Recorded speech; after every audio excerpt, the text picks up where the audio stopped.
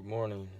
Today I'm going to talk about some stuff that's kind of embarrassing from my past, but also a part of my story that I don't regret one bit. I might regret my actions, but I don't regret where it took me.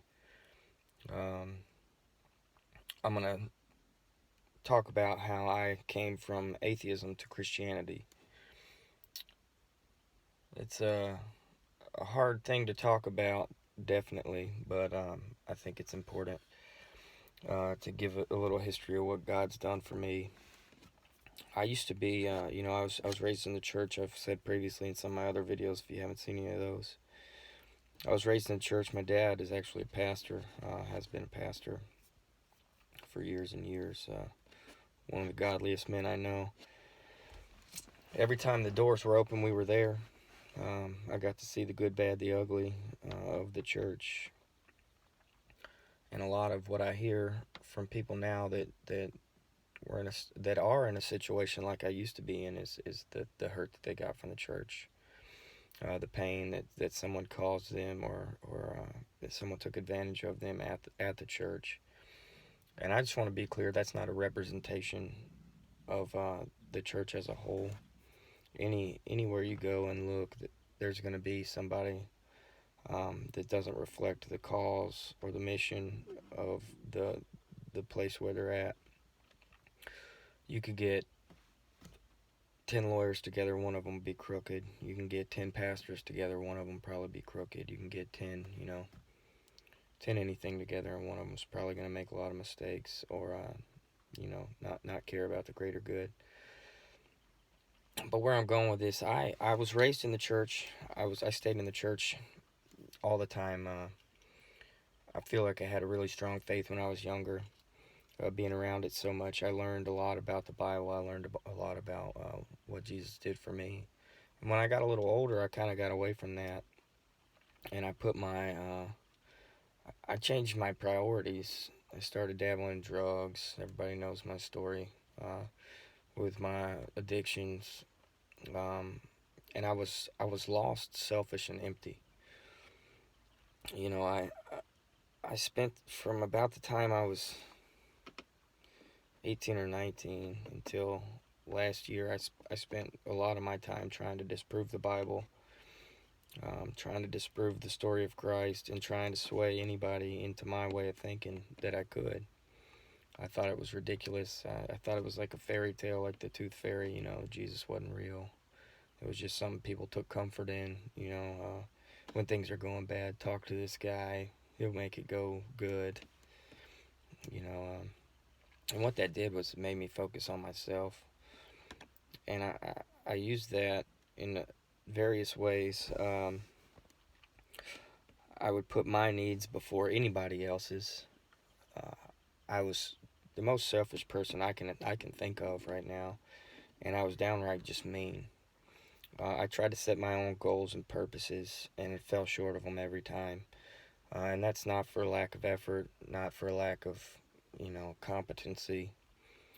I just, God had a plan for my life that I wasn't aware of because I wasn't seeking Him. And I tried to change that plan and do it my own way. So I hit roadblocks everywhere I went. Now, that doesn't mean that God wasn't giving me blessings, even though I wasn't seeking Him. I still had two beautiful children. I owned a house.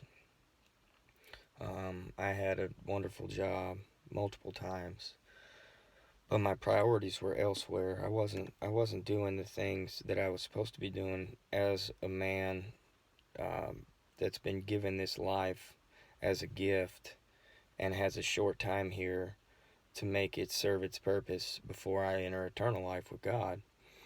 You know, I searched for my happiness in all the things of the world. Premarital sex. I searched for happiness in drugs, absolutely. I searched for happiness in money, having a purpose with my life. I went to the military. I thought that was the most commendable thing a person can do, and just realized real quick that that's not the case. And I'm not saying the military is bad. I loved my experience, and I'll always appreciate the time I had in the military.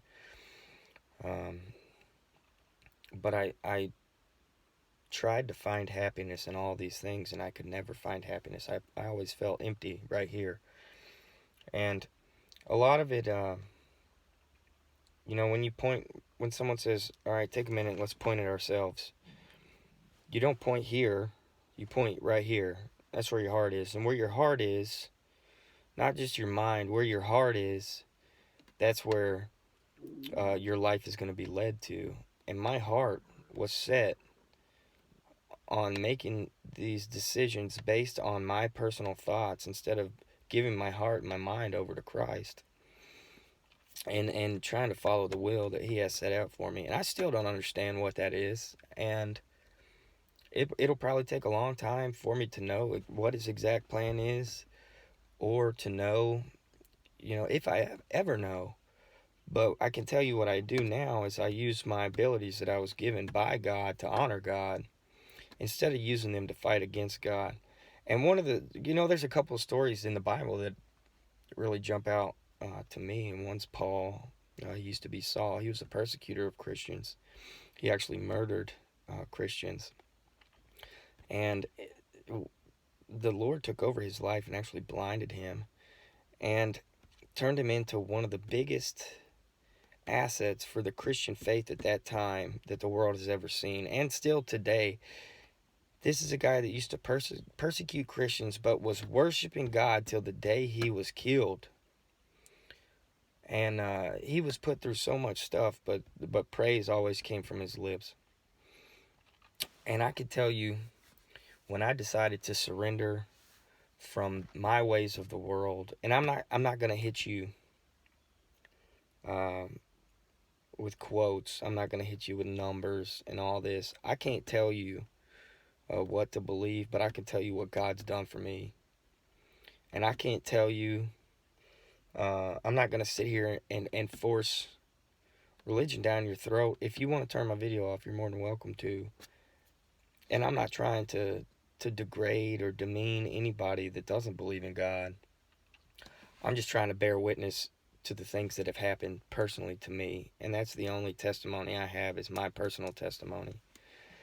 And my testimony, I can tell you now, in just a short time, is amazing. I turned from 15 years of drug addiction, 15 years of alcohol abuse, 15 years of being a womanizer, 15 years of just being an absolute menace to society, it seems like, and a menace to my family.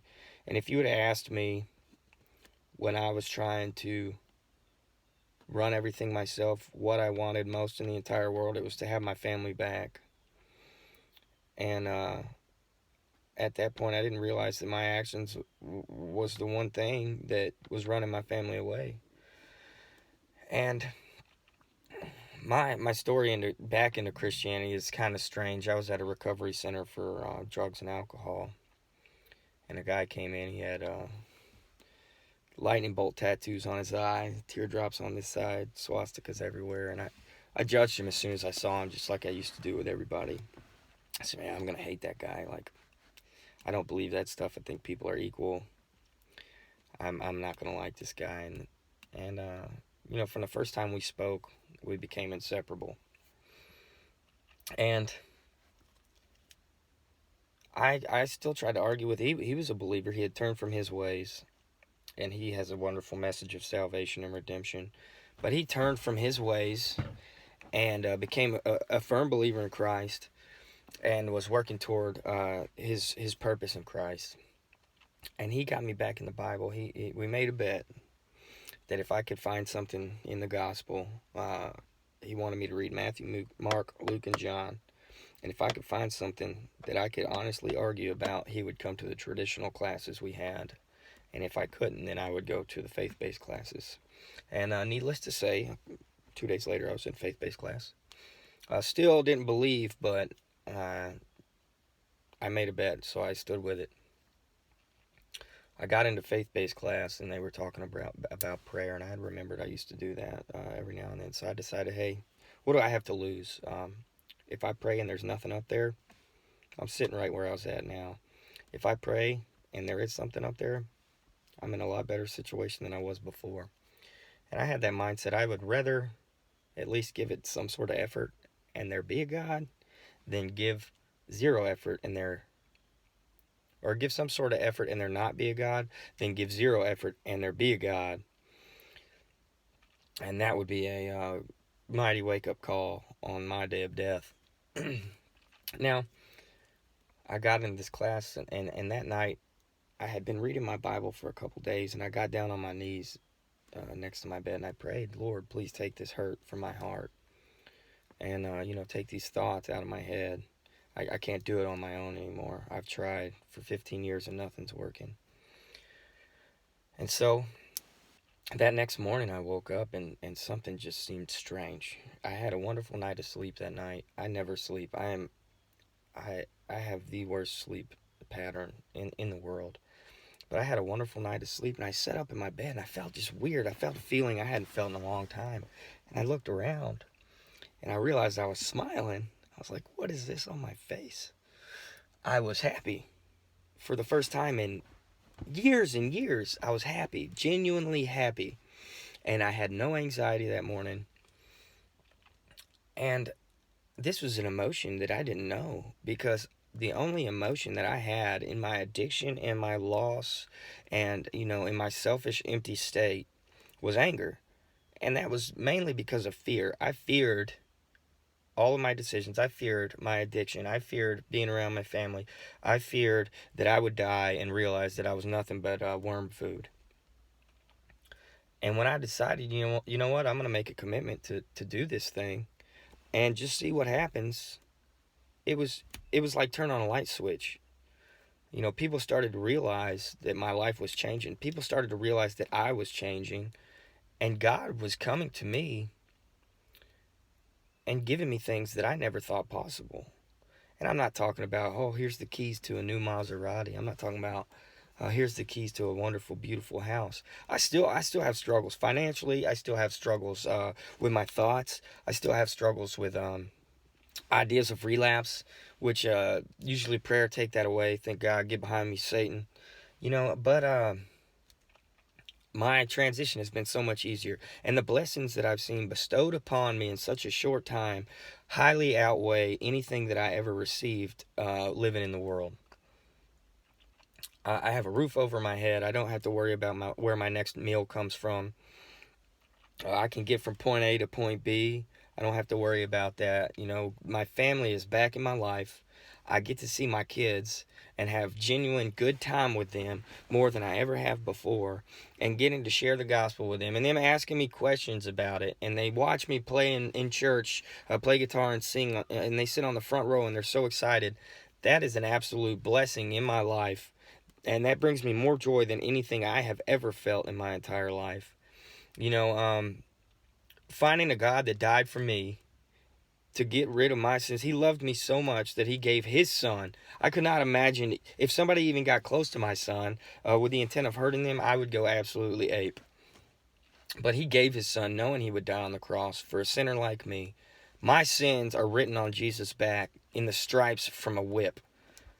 My sins are in the holes in Jesus' hands, and I have been washed in his blood and renewed. And I was brought back to life with Christ after he was murdered on the cross, when Mary Magdalene went back to dress his body and clean his body after the Romans had put soldiers at his grave to make sure that nobody got in there and stole his body so they could pull an act on somebody.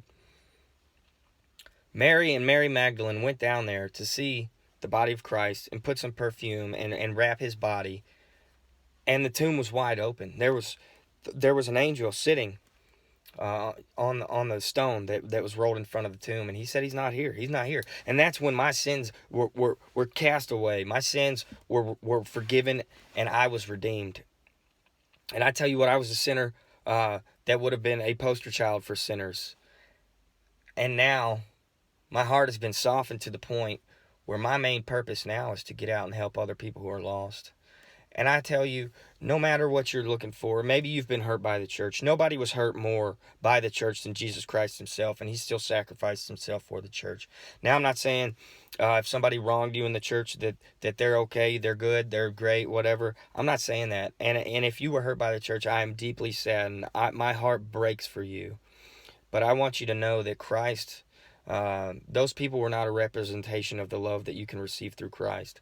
And those people are not a representation of a true believer of Christ. And I would implore you to get into the Word to find your real truth. Find the truth of who Jesus really is, and find the truth of what Jesus thinks the church is supposed to be. We've got a lot of separation in the church now, which has been a wonderful tool for the devil. And it's about time we come back together, whether you're Church of Christ, Baptist, Methodist, whatever. It's time that we mount up, we put our past and our differences aside, and we go after bringing people to Christ and giving them salvation and giving them the gift of the gospel like God asked us to and actually charged us to do in the Word. I don't care what religion you are, what denomination you might be. We all read the same Bible here, and God has told us, he has given us the task to go out and make disciples of all people. Now, if I'm fighting you across the street at a different church, or I don't like that you think baptism is the only way to heaven, that you have to be baptized. I don't care if you dip your bread into wine. I don't care. I don't care how you pray. I don't care if you use music in your service. What I care about is the salvation of God's children. And we need to put our problems aside at this point and make that our number one focus. I don't care what number or what color your carpets are. I don't care how much it's going to cost to replace your roof.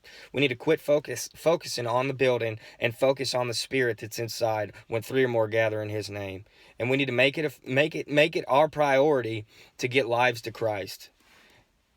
And if that's not your number one priority, you need to rethink what you're doing here. You need to rethink what God has asked you to do. You need to rethink what God has told you to do. And you need to rethink what your purpose is in that place. So I'm not going to go off on too much more of a tangent, but I love everyone here. I'll be praying for you. Be praying for me. If you have any questions, please email me. If you want to argue, email me. I'm not going to force anything on you. I'm not going to say, well, it says right here from a book that you might not believe in, but I can tell you, I'll give you personal examples of what has happened in my life. That's irrefutable because it has actually happened to me. So I love you. I pray for everyone that ever views my videos. And have a wonderful rest of the week. I'll be back on here next week.